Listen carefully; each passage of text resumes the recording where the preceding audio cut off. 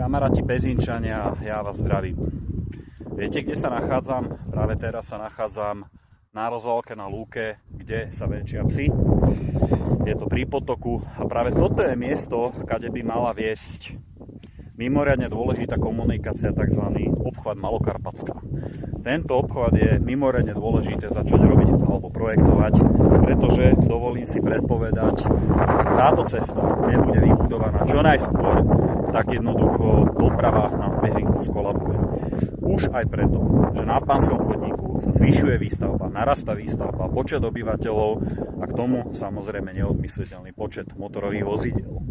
Preto, ak teda ja budem naďalej poslancom a dáte nám dôveru, budem osobne dohliadať na to a žiadať, aby sa táto cesta komunikácia začala čo najskôr aspoň minimálne projektovať. Inak na záver taký fun fact.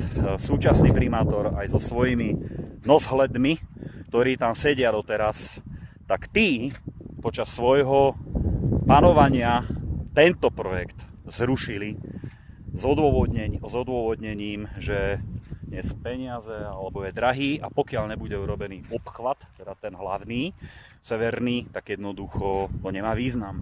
Ja s týmto nesúhlasím, pretože všetko má význam a doprava v meste sa kvôli tomu ukludní a jednoducho celú tú hustú dopravu zo sídliska z Pánskeho chodníku z Sajle by pekne táto cesta zbierala a odkláňala pekne na obchvat smerom do Bratislavy.